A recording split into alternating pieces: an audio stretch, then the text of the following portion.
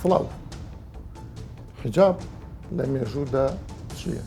ئایا تەنیا لە ئیسلامە هەیە یاخود پێش ئیسلامیش و لە ناو عەرەبی جاهیلیشە ژنان هەردا پۆشراو بوون.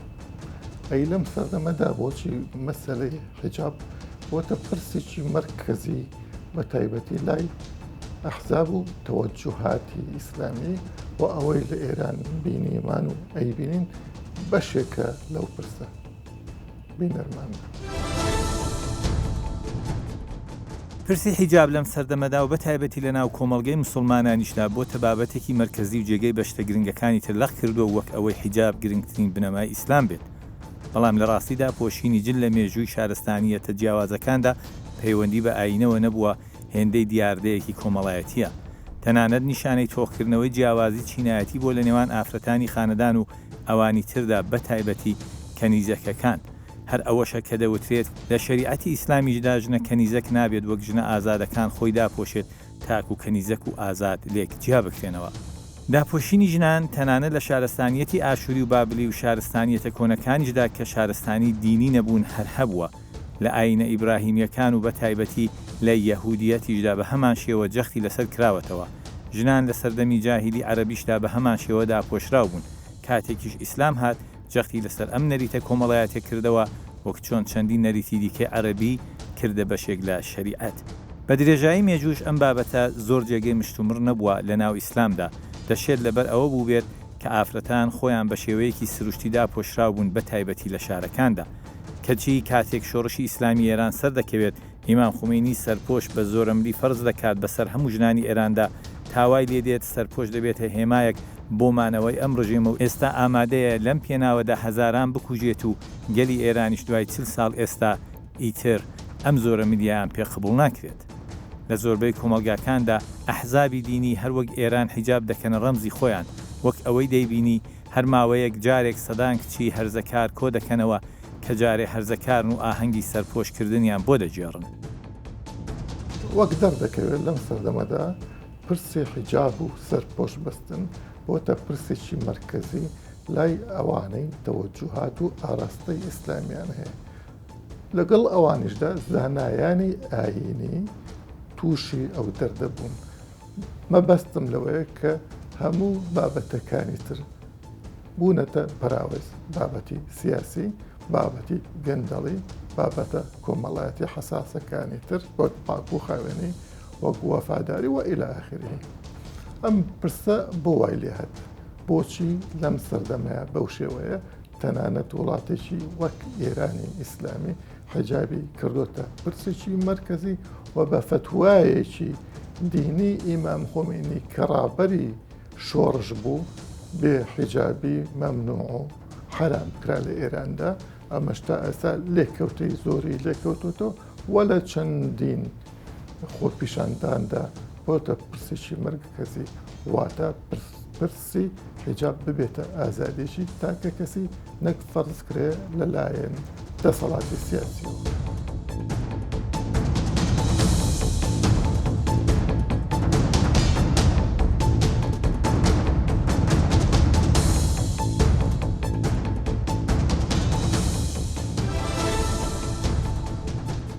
حیجاب لە ئەم سەردەمایە زۆر قەبە کراوە، زۆر گەورە کراوە، خەریکە بڵین بۆتە جوزئی سەرەکی لە دین بە تایبەتی لە ناو ئەحزابی ئیسلامیە. حیجاب هەر لە ئیسلامە هەیەوە یار مێژوو لە هەموو حەزارەت و دین و کۆمەڵگەیەکە هەرجل داپۆشراو بووە. پرسی داپۆشینی جەستە، پرسی داپۆشین بە شێوەیەکی گشتی بە هەر شتێک هەم پرسێکی ئینسانی ئاکاری کۆمەڵایەتی پاشان دوجار لە ناوایەنەکانیشا جێی بووەتەوە و دین هاتووە بە تایبەت دینی ئیسلام لێ ئۆتەمێمە مەکاریمە ئەخلاقی، چونکە ئەخلاق پێش ئاینە کەواتە ئاینیش تۆخکەرەوەی ئەو بابەتە ئاکاریە بووە. لە ڕاستیدا ئەگەر تەماشایەک و لاکردنەوەیەکمان بۆ مێژوو هەبێ دەبینین ئەم پرسە پرسی داپۆشینی جەستە لەبەر دوو هۆکار بووە، یاخود بڵێن لەبەر سێ هۆکار بووە. یەکەمیان پرسی تایبەتمەندی، یعنی من شتێک بۆ داپۆشم تایبەتمەندی پێدەبەخشم. یعنی چۆنی ئێستا من لەو بازاڕۆ هاتم هەندێک دوکان داخرابوون پەردەیەک دراو بەسەر کەلوپەلەکانیانە، ئەمە ماڵی منە، ئەمە ماڵی منە تایبەتە. هەتا من نمونەی دایکم هێنمەوە با من بچینە ناو بابەتەکەەوە بە شێوەیەکی ورتر. جارێکیان دایکم شتێکی گرتووە بە دەستەوە قابلەمەیەک بۆ ئەیبرد بۆ ماڵ باپیرم، پەڕێکی دابوو بەسەرا. لە کاتی بردنیدا بۆ ئەوێ ئافرەتێ وتی بووی ئەوە چییە؟ وتی بجا تەماشاکە من پەردەیەکم بۆیە داوە بەسەردا لەبەرەوە تۆ نەپرسی. تایبەتە، تایبەتمەندی بەخشینە. هەر شتێک کە جۆرێک لە داپۆشینی تێدا بوو، جۆرێک لە حتا ئێمە زۆر جار لاکەینەوە وەکو ئەوەی کە تەماشای کتێبەکانەکەین و تەماشای مێژوو دەکەین. لە نەریتە کۆمەڵایەتی کۆنەکاندا ئەم تایبەتمەندیەوە بەخشراوە بە حیجابی ئافرەت بۆ ئەوەی فڵانە ئافرەت کەسایەتێکی دەوڵەمەندە، خێزانی کەسایەتێکی دەوڵەمەندە. ئەمە یەک. دووەم پرسێکی ئاکاریە. ئێمە هەر پۆشین دیسانەوە جیاکردنەوەی ئەوەیە مرۆڤ بۆ خۆی لەبەرەوە کاینێکی تەماعە. ئەو شتی کە لەزەتی تێدابێ، خۆشی تێدابێ، حەزەکە بۆ خۆی بێ. زۆر جار لە قەراغ بێستانێکە ئەڕووی پەرژینێ دروست کراوە، دەی تەماشاکەی حەوشەیە دروست کراوە، دەرگایە دروست کراوە کیلۆنێکی هەیە، پەنجەرەیەک هەیە پەردەی لەگەڵ پەنجەرەکەشا پەردەیەکی پێ هەڵواسراوە. ئەمە نیشانەی چییە؟ ئەمە ئاماژەیە بۆ ئەوەی کاکە ئەمە لەگەڵیدا خاوەنداریەتیەکی تر هەیە. ئێستا با بڵێن لە وڵاتانی غەیرە موسڵمان، هەتا لە هندستان و ئەوانەشا کە وڵاتانێکی شەرقین، لە چین ئافرەت داپۆشراو نییە، قەدەغەشە یانی و شتێکی ئەخلاقیشە بەلایەوە. ئاشووریەکان لە دەقەکانیان هاتووە لە 1900 بۆ 1400 پێشداین لە دەقی ئاشووریدا باس کراوە کە ئافرەتی دەوڵەمەنەکان ئەرستۆقراتەکان دەبێت داپۆشرابێ. مەسەلە چینایەتی، مەسەلە چینایەتی بووە. پێ توانێت لە ئیسلامیشە زیاتر چینایەتی بۆ دوای وا بووە، حتى ئەو ئاەتەی کە ئەفەرمێ ذلك ئەدنا ئەن یعرفنا فلا یؤذین، هەتاکو ئافرەتە ئازاد دەکەن جا بکرێنەوە لە کەنیزەکەکان، تەنانەت کەنیزەک بۆی نەبووە خۆی داپۆشێ بۆ ئەوی لاسایی ئافرەتە ئازادەکان نەکاتەوە. یعنی دوو چینی جیاواز دروستە بێ لێرە، چینی کەنیزەکی فەقیری بێکەس و چینی ئافرەتی ئازاد. تر فەقی چیە؟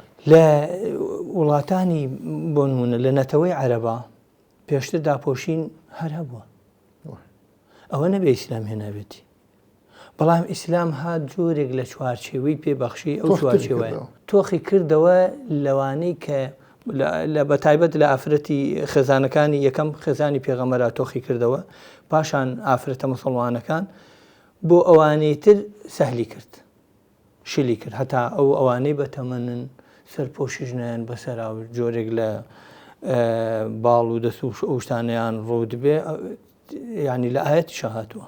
کەواتە ئەگەر تەماشاکەین سێ جۆرە، جۆرێک لە تایبەتمەندی بەخشین بە ئافرەتی خێزانی پێغەمبەر، جۆرێک لە تایبەتمەندی بەخشین بە ئافرەتانی موسڵمان، پاشان کەنیزەک و ئەو ئافرەتانی کە دەچنە تەمەنەوە.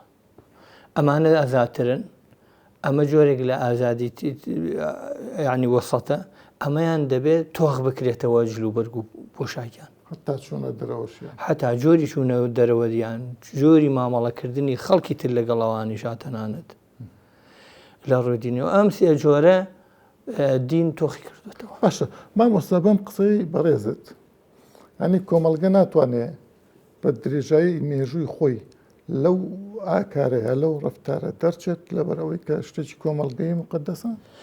کاتێک کە هەر ڕەفتارێک دەبێ بە بەشێک لە شوناز لە چی لەو کۆمەڵگایە ئیتر ئەو کۆمەڵگایە دەستبردن بۆ ئەو جۆرە ئاکارە واتە ئێمە چیمان هەیە خومان هەیە عادەتمان هەیە نۆرممان هەیە معایرمان هەیە واتە پاشان بەهاکانمان هەیە ئەمانە کامیان دەچنە ناو شوناسەوە بەهاکان و معایرەکان و عرفەکان دەچنە ناو چیەوە دەچنە ناو تۆخە بنەوە دەچنە ناو شوناسی کۆمەڵگای مستەبا من نمونەیەک عەرزی جەنابەت بکەم کۆمەڵگەی ئەوروپی 100 ساڵ 150 ساڵ زیاتر لەوە پێش مەسەن ئافرەتە ئەڕستۆکراتەکان ئەندا پۆشرا بوون دەموچاویشن تەنانەت ڕسمی بزان مەلیکەی نەمسایە داپۆشراوە ساڵ 1900 مەسەن لە چاینا ئەینەچت بەڵام دوایی وان لا تۆستە ئەزانین چۆنن جلو بەرجە لەگەڵەوە شاخوان بە بێئەخلاق نازانم بە شتێکی ئەخلاقی ئەزانن جۆری شوناسی ئەو تاکە بۆ خۆی دروستیەکە ئەمڕۆ جلوبەرێک بابەتێکی فەرهەنگیە ئەناسرێت بابەتێکی ئەتوانم بڵێم شوناسێکی ئەمڕۆ ئیسلامی سیاسی دەیەوێت بەم حیجابە شوناسێکی سیاسی تایبەتی پێ ببەخشێ چونکە دین مۆرگ بەخشین بە جۆرێک جلوبەرێک لە ڕووی دینیەوە نییە شتیوان نیە ئێستا بۆت باسەکەم سێمینیشان تایبەتمەندیەکە هەر تۆخیەکەمەوە تایبەتمەندی فەرهەنگی چۆن لە ناو کۆمەلگایەکە چی بەکارهێناوە جۆری بەکارهێنانی پۆشاک من چ ئەم جۆرە دەبەخشم بەم شێوازە بەم جۆرە ئێستا دروستکردنی حیجابێک لە هەموو یەک قاڵب هەموو یەک جۆر یەک جۆر کوردێک هەر ئەو جۆرە بۆ پۆشێ فارسێک ئەو جۆرە بپۆشێ تورکێک بۆ جۆرە بپۆشێ ئەوروپیەک بۆ یەک جۆر بپۆشێ ئەم یەک پۆشینە لە فڕی بەدینەوە نییە ئەمە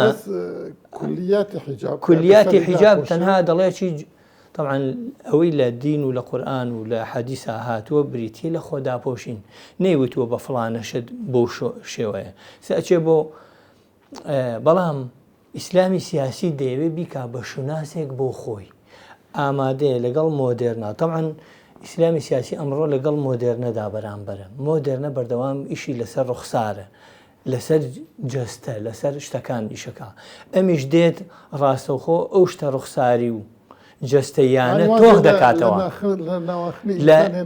لە خۆی لە ئەسڵان ئیسلام لەگەڵ جەوهەردایە ناڵێ یەک جۆر بەو شێوازە داپۆشە دەڵێ خۆ داپۆشە ئەو من بەجلێکی کوردی ئەو بەجلێکی فارسی ئەو بەو شێوازی کە لە چوارچەوەکەدا هاتووە ئیتر نەیوتووە هەمووی یەک جۆر بەم شێوازە ئەم هەیمەنەیە کە دەیەوێت یەک جۆر پۆشی بە ناوی دینەوە ئەمە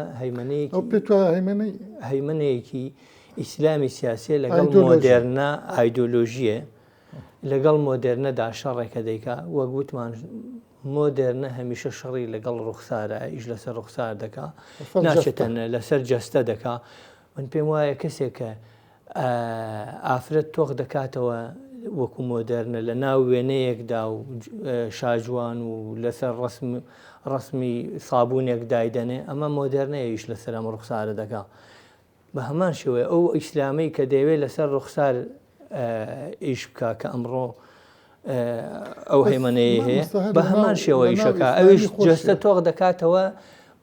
تۆخ دەکاتەوە جەستەی مرۆڤ وات لە ڕۆح دێنێ ئەم ئیشکردنە لەسەر جەستە لەسەر ڕوخساری دەق لەسەر دوورکەوتنەوە لە ناواخنی دەق لە ئەسڵی دین بۆچی دێت ئەمە هەمووی لە ناو ئیسلامەکانیانە مەسەڵەن جلی ئافرەتی سەلەفی جیاوازە مۆدێلی تورکی جیاوازە مۆدێلی ئیخوانی جیاوازە خۆ لە ناو خۆشیان ئەو شێوازە هەر هەیە یانێکو بۆ ناسینەوە بۆ هەیمەنە بەدڵنیایەوە دەی ئێستا ئیسلامی سیاسی ئەو تاقمانەی لێ دروست بووە چەند تاقمی لێ دروست بووە ئەو تاقمانەش شەڕ لەسەر چی دەکەن لەسەر جۆری شوناس و شوناسی خۆیان دەکەن لەسەر شوناسی خۆیان دەکەن ئەو واتە دەیکەن بە بەشێک لە شوناسی خۆیان و بۆ هەیمانەکردن کاتێک کە بۆ نمونە عەرزی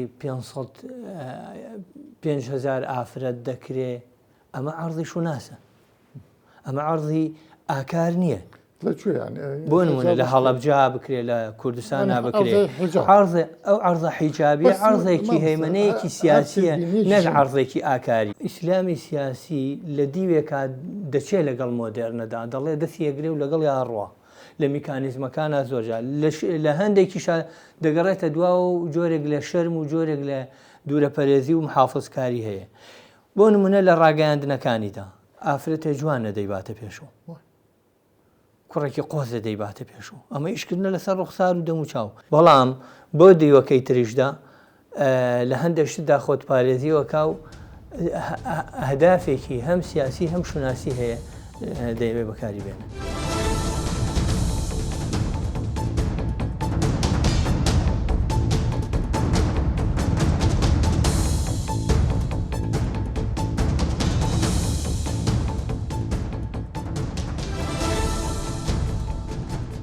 حجاب لەم ماوەیە بەهۆی ڕووداوەکانی ئێرانەوە توشی زۆری ئەخرێتە سەر. پێت وایە حجاب دیاردەیەکی سیاسیە یا کۆمەڵایەتیە یا دینیە یا با بڵێن ئازادێکی تاکە کەسیە. ئەگەر بگەڕێنە بۆ سەرەتای مێژوو بە دڵنیایی کە ئەمە دیاردەی کۆمەڵایەتیە، کەوتمان دیاردەی کۆمەڵایەتیە کە ئاینی ژێت ئەبێتە دیاردێکی ئاینی کە چونکە ئاین دیاردە کۆمەڵایەتەکان بڵێ پێوەستە بە کۆمەلگانە بێت، ینی ئاینیش چ دۆرێکی هەیە بەڕاستی. و کاتێک ئاینێت گۆڕانکاری لە کۆمەلگا دروستەکە بە تاکید یعنی گۆڕانکاری لە جوبەرگیشا دروستە بێ، کولتورەکان گۆڕانکاریان بەسەرایە، ئەم کولتورانە هەندێکیانە توێنەوە هەندێکیان باڵە دەستی پایاکەن. لەم نێوانەیە هەندێک کولتور ئەچەوسێتەوە هەندێک کولتوریش باڵ دەستی ئەمێنێتەوە. ئەو کولتوری کە خاوەنی دینە پاشان ئەگەینە قۆناغی تازەی ئەمڕۆ کە ئیسلامی سیاسی دەورە بینێ، هێزی نەرمەهێز و هێزی نەرمەهێز و شەڕی کولتورەکان دەست پێەکە. بۆ فەرمووی ئیسلامی سیاسی ئەی سەلەفیەکان دەوریان زیاتر نییە لەم بابەتە؟ کە ئەڵەم ئیسلامی سیاسی ینی تۆ فۆرمێکی گشتیە دەم بەم بابەت. هەر کاتێک کە تۆجۆکی ئیسلامی لە هەر شوێنێک دەسەڵاتی سیاسی هەبوو ئەوە ئیسلامی سیاسیە، بەسم جمهوری ئیسلامی ئێران، تورکیا ئێستا کە دەوڵەتەکەی کە فۆرمێکی ئاینی وەرگرتووە، مەسەڵ وڵاتانی عەرەبی خەلیجی ئەمانە زۆرینیان فۆرمی ئاینیان هەیە. ئەخر مەبەستم لە سەلەفیەتەکەی. سەلەفیەت لێرەیە وەکو سێبەرێک، یعنی وەکو دەوڵەتێکی سێبەر دەورە بینێ لە ناو سیستەمی ئیسلامی سیاسیە بە تایبەتی و دەوڵەتانی کە هەن ئەو کللتورانی کە هەن کاڵێم دەوڵەتی سێبەر، یعنی ئەوان خۆبەخۆ لە ژێرەوە کاریگەری ڕاستەوخۆیان لەسەر کۆمەلگا هەیە. ئەم کاریگەرە ڕاستەوخۆیە و بڵێتونەڵی کاریگەری لەسەر بابەتە سیاسیەکانیش ئەبێت و ئەم پێکدادانەیش ینی لە نێوان کولتورەکان و لە نێوان تاکەکانی کۆمەلگا زیینی وەبێتەوە. ئێمە بۆچی پێش دروستبوونی ئەحزابی سیاسی ئیسلامی چ لە کوردستان چ لە دنیاە ئەزانی ئەو دەرگیریەمان نەبوو لە نێوان مەسەلەی پۆشینی جلوبەرگ و هەندێک کێشە و ئاریشەی کۆمەڵایەتی لە زۆر باشە. جەنابەت فەرمووت حیجاب دیاردەیەکی کۆمەڵایەتیە؟ ئێمە بگەڕێنە بۆ مێژوو بە دڵنیایی دیاردێکی کۆمەڵایەتیە لەبەرەوەی کە بە نمونە کورد بە نمونە بێنینەوە، بنەتەوەیەکی گەلێکی دێرینەی هەزاران ساڵەیە پێش ئاین جلوبەرگ نەبووە، ینی مەسەڵەن پۆشین نەبووە. بەڵێ حتا ئەڵێن ئەم جلە کوردی کە ئێستا کورد لە بەری ئەکا ئەو سەر و بەستە هێنی زەردەشتیە نەک زۆر لەوە کۆنتریشە بەڕاستی. کاتێک ئاینی ئیسلامی ژێت ئەو دەرگیریە کللتوری لەگەڵ کوردانیە لەبەرەوەی کورد خۆی نەتەوەیەکی ئاینی بووە، گرفتمان لەگەڵ مەسەلەی پەچە و مەسەلەی پۆشین نەبووە. گرفتەکە لێرە ئێمە لەناو ئەم دوو مەزەبەیە خۆمان نادۆزینەوە. مەسەلەی کورد بوون لێرەیە فەرامۆشە، مەسەلەی فەرەنگ و کەلتوری کوردی لێرە فەرامۆشە. بۆ لەبەرەوەی کە دەتوانێت دین هەر زۆر پەیوەندیشی ڕاستەوخۆی بە نەتەوە و کللتوری نەتەوەیەوە نییە بە تاکیدێتی، بەڵام بۆ عەرەب هەیەتی، بۆ فارسەتی، بۆ تورکێتی، لەبەرەوەی کە مەزەبەکان لە بەرژەوەندی ئەوان ئەخرەوان خاوەن دەوڵەت بوون. بۆ نمونە ئێستا تورک كلن مذهبي حنفية أبو حنيفة خوزين لبغداد بو بله عرب بو نك ترك بو بتواني وش راسته ئەوەش ڕاستە بەڵام بۆ ئێمە بابێن باز لە کێشەکانی خۆمان بکەین کاک سۆران لەبەرەوەی کە ئێمە ڕووداوێک لە تاران ڕۆدا پێویستە بە کوردەوە ڕووداوێک لە ئەنقەرە ڕۆدا پێویستە بە کوردەوە ڕووداوێک لە بەغا ڕۆدا پێویستە بە کوردەوە بۆ لەبەرەوەی کە کورد خاوەنی کیانی خۆی نییە خاوەنی نازدامەی شوناسی خۆی نییە ئێمە لە ناو دوو مەزەبات توانێتەوە پێتوانێ مەسلەی حیجاب علاقەی بە مەزاهیب و ئەمانەوە نییە چونکە ئێمە نصوصمان هەیە لە قورئاندا و لە سونەتە و عولەمای ئومەتی ئیسلام کولەن لەسەر ئەوەن کە حیجاب فەرزێکی دینیە تەنانەت لەم سەردەما هەندێک کرد لە ئەوانش کە ئەفەندین وەکوڵی وەکو محەممەد شەحرور وەکو چەند کەسێک تر باسی ئەوەکەن کە حیجاب دیاردەیەکی کۆمەڵایەتی و علاقەی بە دینەوە نییە مەسلەی حیجاب و پۆشین بە پێی دەقی ئاەت ئاماژەی پێکراوە ئێمە لێرە نکۆڵیمان نییە بەڵام کاتێکە خی گەورەشە فەرمێ ینی بەڕاستی لەکم دینکم وەلیەتین مەسەلە بەمون ئازادی بە زۆر ناسەپێنێت پێتوانێ مەسەڵەن کە گەنجێکی کورد بە بڵین ئیسلامیەکی کورد حماسە دەگرێت بۆ لە چکە بە شێوەیەکی زاهری وا ئەزانێ ئەمە دژی خوا و پێغەمبەر شەڕەکەن دژی دین شەڕەکەن یعنی ئەویش حەقێکی بێ بیتێکە بە دڵنیایی خۆ من زای چۆنە لەبەرەوەی کە ئەم بەرکەوتنا دروستە بن خۆ هێزێکی سیاسی کە جۆرێک لە پۆشاک ئەسەپێنێ بەسەر کۆمەلگاکەیە دەرەنجام بەرێکەوتن ڕۆیە بەڕاستی و کۆ خەڵکێکەیە متەدەینە خەڵکێکەیە بە شێوازێکی سەدحی ئاینی وەرگرتووە تۆ ئەتە پێم بڵێ ئەوە من تێگەیشتم لە کۆی قسەکانت حجاب فەرز بێ یان دیاردەیەکی کۆمەڵایەتی بێ ئازادیەکی تاکە کەسیە بالفعل تۆ ئەی پۆشی بی پۆشە ئەو نای پۆشە یانی دەسەڵاتی سیاسی نابێت تەدەخل بکە لەم پۆشینە بەڵام کاتێکە تاچێکی کورت بە زۆر حیجابی لێکرێتەوە بۆ نییە ئەمە جۆرێکە لە ستەمکاری و بە پێچەوانەیشەوە جۆرێکە لە بەستەمکاری لە هەر کوێکی دنیای ئەگەر بەسەر بەڵێ ئەمە ئەنی بەڕاستی ئەمە کرۆکی ئاینە ینی هیچ دقیقی ئاینیمان نییە بە زۆر بڵێتەوە بە زۆر بەچە بکە وانە یا بە زۆر دەسەڵاتی دینی کاتێک دەسەڵاتی سیاسیت کاتێک دەسەڵاتی سیاسی دینی فۆرمێک لە ئازادی شخصی دروستەکە و فۆرمێک لە ئازادی تاک دەستەبەرەکە لەم ئازادیە گرفتمان بۆ دروستە بێ گرفتەکەەوەیە کە ئەو لە قاڵبێدا چۆن بپۆشی و چۆن خۆی چۆن خەوی مەستەعرە بە ئێمە واقع بینانە زیاتر قسە بکەین هەموو دەسەڵاتێکی دینی وەکو ئیمامی شاتبی و هەموو ئیمامەکان ئەڵێن هاتۆ لحراسة الدين وإصلاح الدنيا أو كما يقولون يعني یەکەم بۆ حیمایی دین و حراسەتی مەبەستیان لە حراسەی دین ئەوەیە کە چۆن لەناو کۆمەلگایە تەطبیقەکرێت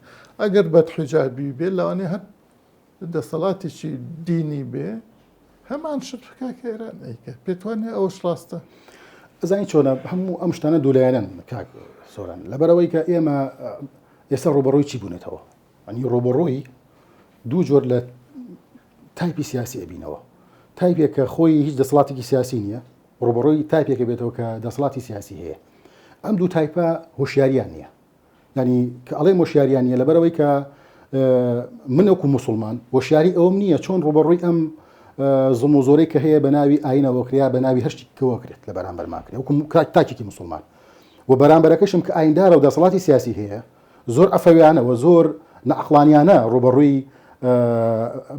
منی کللتوری ئەبێتەوە منی ئاینی ئەبێتەوە کە کللتورم جیاوازە ڕنگ و بوونم جیاوازە زمانم جیاوازە عقلەتم جیاوازە خاک و ئاوم جیاوازە بەڕاستی ئەمە بۆ خۆی ینی ئەم شەڕ و پێکدادانەی لێکەوێتەوە کە ئێستا هەیە